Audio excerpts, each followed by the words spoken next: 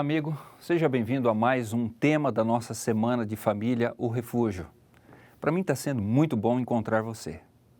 Espero que para você também esteja sendo bom os temas que temos tratado aqui. E você sabe qual é o nosso objetivo. Nós queremos mostrar pelo texto bíblico como é possível, no meio de tantos problemas e dificuldades da nossa modernidade, como nós podemos encontrar refúgio na palavra do Senhor, conselhos práticos para vencermos as dificuldades que todos nós temos. Deus abençoe você e sua família, Deus abençoe a minha e a de todos nós que queremos servir ao Senhor de coração aberto, fazendo a sua vontade. Mais uma vez eu lhe convido a pegar a sua Bíblia, eu vou pegar a minha aqui, e convido você a ler junto comigo 1 Reis, capítulo 17, verso 8 ao verso 16. 1 Reis, capítulo 17, verso 8 ao verso 16, você vai ler comigo aqui o texto bíblico. Antes, é claro, nós vamos pedir a bênção do Senhor pela leitura e pela compreensão da palavra do texto. Querido Deus, muito obrigado porque o Senhor nos deixou a Tua palavra. Fala agora ao nosso coração, para que nós possamos, Senhor, ouvir e entender, o nosso interior seja transformado e nós possamos ser filhos obedientes a Ti. Nos dá essa graça e essa força, por meio da palavra, em Cristo te pedimos. Amém. 1 Reis, capítulo 17, verso 8, fala assim: Então lhe veio a palavra do Senhor dizendo, dispõe-te e vai a Sarepta, que pertence a Sidom, e demora-te ali, onde ordenei a uma mulher viúva que te dê comida. Então ele se levantou e se foi a Sarepta. Chegando à porta da cidade, estava ali uma mulher viúva apanhando lenha. Ele a chamou e lhe disse, traze-me, peço-te, uma vasilha de água para eu beber. Indo ela buscá-la, ele a chamou e lhe disse, traze-me também um bocado do pão na tua mão. Porém, ela respondeu, tão certo como vive o Senhor teu Deus, nada tenho cozido. Há somente um punhado de farinha numa panela e um pouco de azeite numa botija. E vês aqui, apanhei 2 cavacos e vou preparar esse resto de comida para mim e para o meu filho. Comê-lo-emos e morreremos. Elias lhe disse, não temas, vai e faz o que disseste, mas primeiro faze dele para mim um bolo pequeno e traze-mo aqui fora. Depois farás para ti mesma e para o teu filho. Porque assim diz o Senhor, Deus de Israel, a farinha da tua panela não se acabará, e o azeite da tua botija não faltará, até o dia em que o Senhor fizer chover sobre a terra.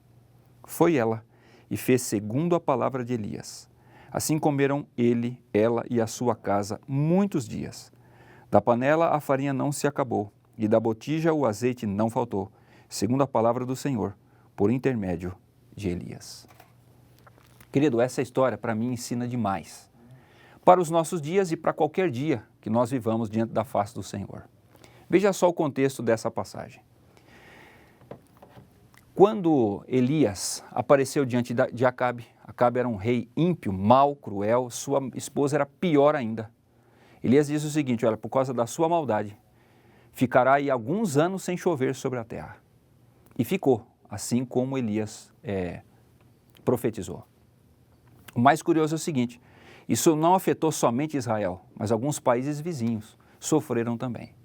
Deus cuidou de Elias.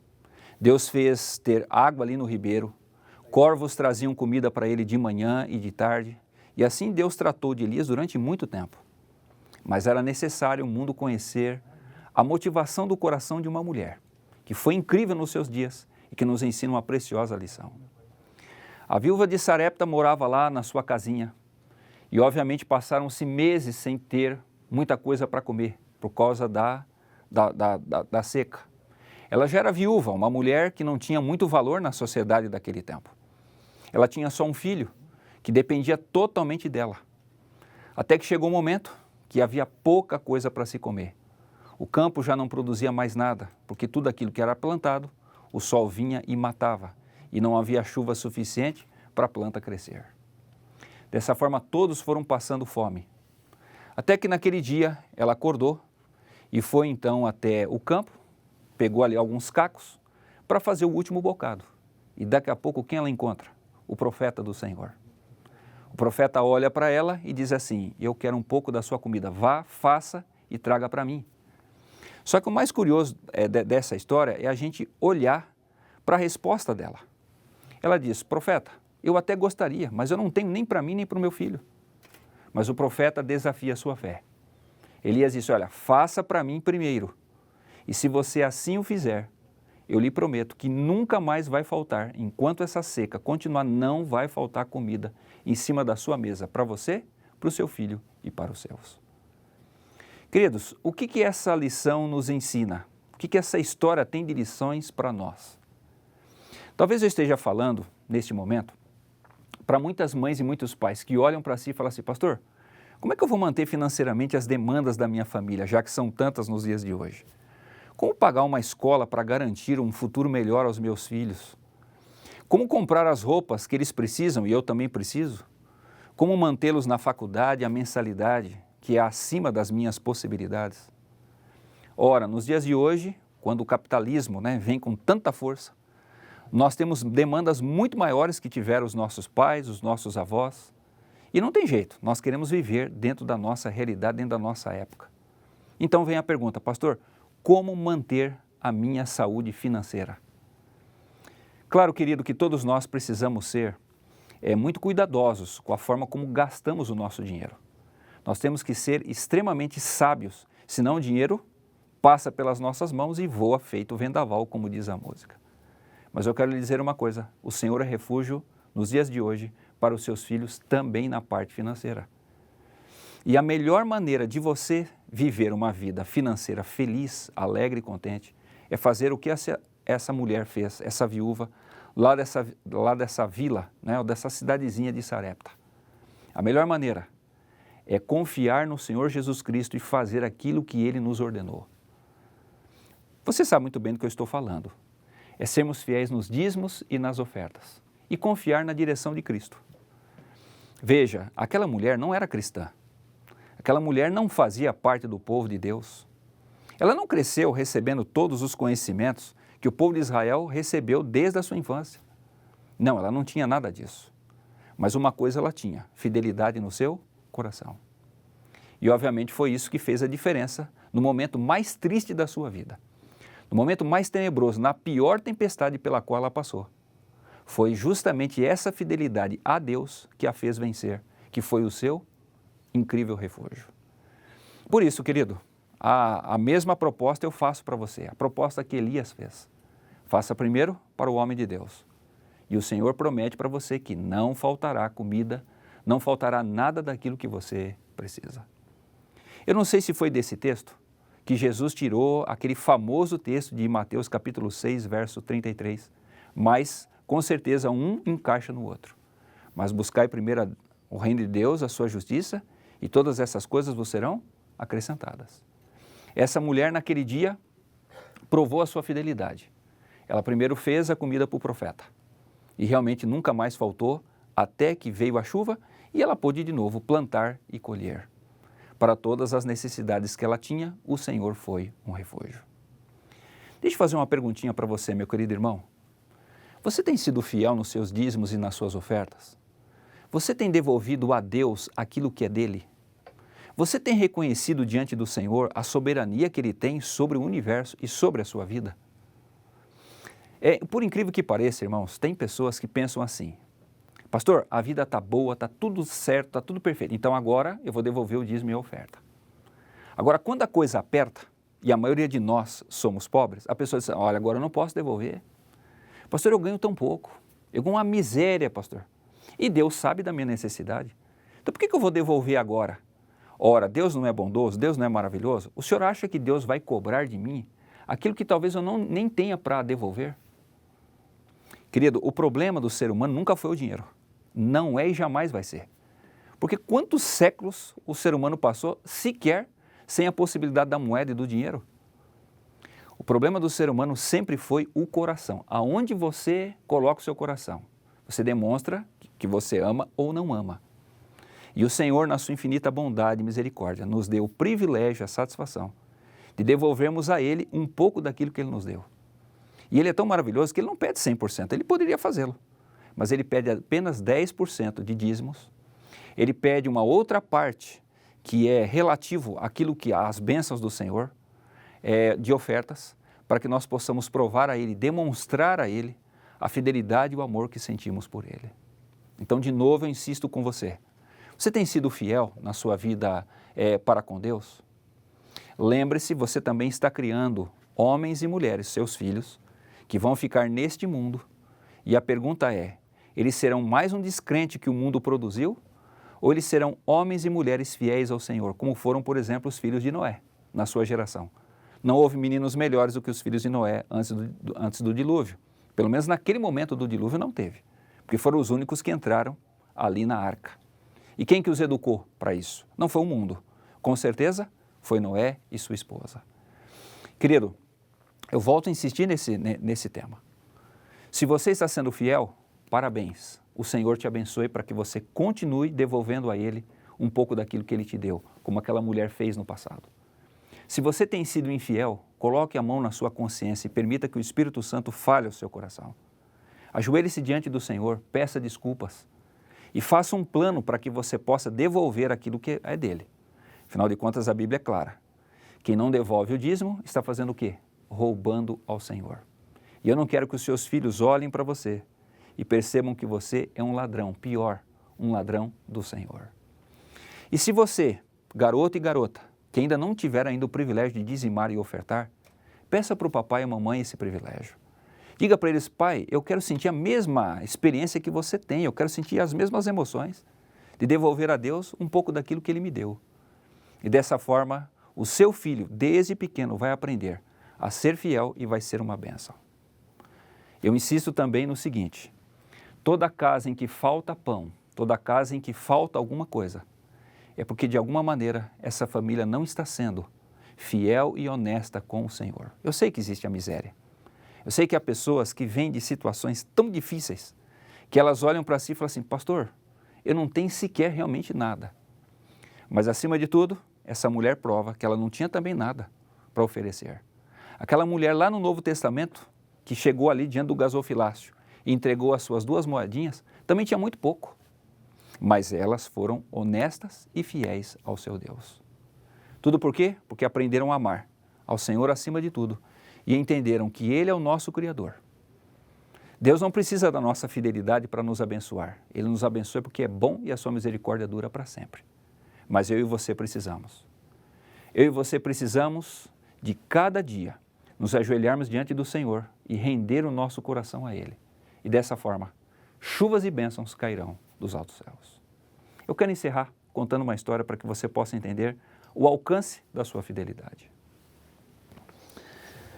Há muitos anos atrás, para ser mais preciso, na virada do século XIX para o século XX, meu bisavô saiu de Portugal, ganhou algumas terras aqui no Brasil e veio, obviamente, montar aqui a sua vida.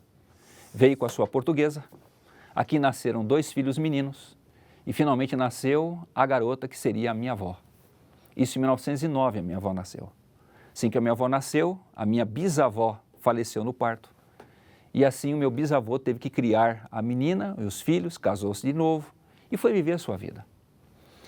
Em 1912, a minha avó tinha 3 anos, passou um rapaz lá na fazenda do português, vendendo livros. Ele comprou o livro porque gostou do rapaz. O rapaz foi embora. E um dia um rapaz lá da fazenda disse assim, mas seu João, por que o senhor comprou esse livro se o senhor não sabe ler? A esposa dele falou assim, mas porque eu gostei do menino, o menino falava tão bem. O tempo passou e um dia um dos rapazes disse assim, seu João, vamos ler o livro. Vamos ver o que tem de interessante nesse livro, afinal de contas aqui na fazenda não tem nada para fazer à noite. Eles passaram a ler o livro e ali eles conheceram o Evangelho e conheceram acima de tudo a mensagem adventista. Meu bisavô começou a guardar o sábado, jogou fora, já passou a não cultivar ali as coisas que faziam mal para a saúde, passou a não ter mais porcos na fazenda e tudo aquilo que eu e você conhecemos do adventismo. O mais incrível é o seguinte, meu bisavô, ali ele começou a devolver o dízimo, só que não tinha para quem entregar, então ele começou a guardar. Um dia passou um pastor não brasileiro, porque naquela época ainda não haviam tantos pastores brasileiros no Brasil, passou ali um pastor, entendeu que ele já estava vivendo o Evangelho, o batizou e levou o dízimo para a associação. Mas alguns anos se passaram e um dia o meu bisavô percebeu que vinha uma praga de gafanhotos, estava comendo todas as plantações já em algumas fazendas ao sul. E ele olhou para aquilo e disse assim, mais alguns dias essa praga vai chegar aqui. E eu tenho muitos filhos e eu preciso da minha produção para manter a minha família. Um dia, minha avó conta, ela era ainda pequena, ela conta que viu o meu bisavô do lado do colega dele, que também era um adventista, que tinha fazendas, uma do lado da outra. E eles, no desespero, se ajoelharam lá no meio da fazenda, oraram ao Senhor e fizeram uma promessa. Que promessa foi essa? Meu bisavô disse o seguinte: Senhor, se o Senhor proteger a minha fazenda, se o Senhor não deixar que esses gafanhotos comam aqui da minha lavoura, eu prometo ao Senhor que serei fiel em dobro a Ti. Eu sempre fui fiel nos dízimos, mas se o Senhor proteger, eu vou devolver 20% de tudo aquilo que eu recolher aqui em uma oferta. É do fundo do meu coração a sua proteção. Minha avó conta que ela ainda pequena, era curioso, os gafanhotos vinham e quando chegavam na fazenda do meu bisavô, os gafanhotos se desviavam na fazenda do vizinho. Não comiam nada da nossa, da propriedade do bisavô, mas comiam da dos outros. Assim ele teve uma farta ali colheita e foi fiel. Ele levou o seu dízimo lá, a associação contou essa história. E essa história correu o Brasil afora. O mais curioso, querido, que eu queria contar para você é o seguinte: meu bisavô viveu até 1945 e até o último momento da sua vida ele foi fiel nos dízimos e nas ofertas. Minha avó levou o mesmo princípio para a vida dela. Minha avó viveu 86 anos, morreu em 1995. E eu me lembro quando era pequeno, minha avó morava em casa. Ela recebia metade do salário mínimo. Mas quando chegava, minha mãe dizia o seguinte: olha, sogra, o que a senhora quer que eu faça? Não, primeiro você separa o dízimo, depois você separa as ofertas. E aí depois eu vou comprar os meus remédios, aquilo que eu preciso. Querido, eu estou aqui para testemunhar para você. Apesar da minha avó não ter uma casa para morar, morava com os filhos. Apesar de ser uma mulher muito simples, apesar de ter muito pouco para comprar os remédios, o mais incrível é o seguinte: nunca faltou nada para aquela mulher. Ela sempre teve aquilo que ela precisava.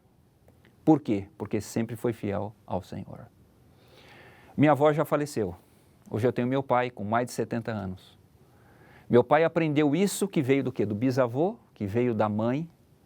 O meu pai teve uma época que ele não estava na igreja. E mesmo assim, ele chegava em casa e dizia assim: mãe, esse dinheiro aqui não é meu. Devolva lá na igreja o dízimo, devolva as ofertas, porque esse dinheiro é do Senhor. Eu hoje tenho 46 para 47 anos. Desde os 12 anos de idade eu dizimo, desde os 12 anos de idade eu oferto. Quantas vezes eu ia trabalhar como vendedor ambulante? Fui comportor muitas vezes. Eu chegava em casa, tirava o meu dízimo, tirava o dinheiro para pagar a minha escola, não sobrava nenhum real a mais. Mas eu devolvi o meu dízimo e a oferta lá na igreja. O mais curioso é o seguinte: apesar de eu ser de uma família muito simples, eu fiz o meu segundo grau, hoje ensino médio, fiz minha faculdade, fiz minha segunda faculdade, fiz minha pós-graduação, fiz o meu mestrado. Deus foi fiel comigo também. Hoje eu tenho 2 filhos, um tem 21, outro tem 18. Os 2 continuam com o mesmo processo. Eles são fiéis ao Senhor nos seus dízimos e nas suas ofertas. Uma vez eu era pastor num lugar pelo Brasil e eu cheguei de noite em casa, cansado do meu trabalho. E de repente eu olhei na calçada e tinha ali um papel que me chamou a atenção. Eu fui olhar e vi que era um papel de dízimo. Aquele papelzinho branco onde a gente preenche. Eu pensei assim: nossa, mas tem um outro adventista que mora aqui no prédio? E qual não foi a minha surpresa? Que quando eu olhei o papel, lá estava o nome do meu filho. O que mais me surpreendeu, o que mais me chamou a atenção, é que o valor que ele dizimou não pagava nem o papel. Mas eu fiquei feliz, porque no pouco meu filho estava sendo fiel a Cristo. Sabe o que eu aprendi com essa história? Meu bisavô foi fiel no tempo dele, minha avó foi fiel, meu pai foi fiel, está sendo fiel. Eu estou e meus filhos aprenderam com isso. O século se passou de uma família fiel e honesta a Cristo. Sabe quantas vezes eu me arrependi disso? Nunca. Porque nunca faltou aquilo que era necessário. Nós nunca fomos ricos, nós nunca tivemos muita coisa. Mas para tudo aquilo que nós tínhamos necessidade, o Senhor proveu. Eu queria fazer um apelo para você. Se você está passando por problemas financeiros ou não, faça aquilo que aquela mulher fez há 3.000 anos atrás. Seja fiel a Cristo em tudo aquilo que Ele pedir, de forma especial nos dízimos e nas ofertas. E eu não tenho dúvida que o Senhor vai te abençoar ricamente. Não vai faltar o pão, não vai faltar a água, não vai faltar a vestimenta, não vai faltar a escola dos seus filhos. Porque o mesmo Cristo, Ele existiu ontem, Ele existe hoje, existirá para sempre. Posso orar com você? Querido Deus, muito obrigado pela oportunidade e o privilégio que o Senhor nos dá de recebermos as Tuas bênçãos em nossa vida. Mas também, Senhor, obrigado pelo privilégio que o Senhor nos dá de devolver um pouco e o Senhor ainda aceita.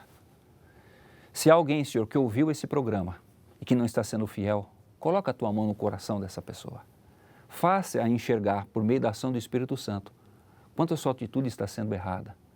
Que ela possa, Senhor, se ajoelhar aos Teus pés, pedir perdão, pedir desculpas, possa se renovar contigo e dessa forma o Senhor possa voltar a ser fiel. Dessa forma também possa abençoar, possa receber mais e mais bênçãos em suas vidas. E os seus filhos também, Senhor, possam levar esse princípio para a sua vida, para a sua existência. Dessa forma, Senhor, outras pessoas ao seu redor, ao nosso redor, possam ser influenciadas pelo exemplo dessa família. Seja, Senhor, o nosso refúgio, também para aqueles que têm muito pouco, para aqueles que têm, assim, as suas dificuldades lá no dia a dia, mas que eles possam provar do Senhor e ver quão grande é a sua misericórdia. Certos dessas bênçãos, nós oramos no nome de Cristo, o nosso refúgio eterno. Amém.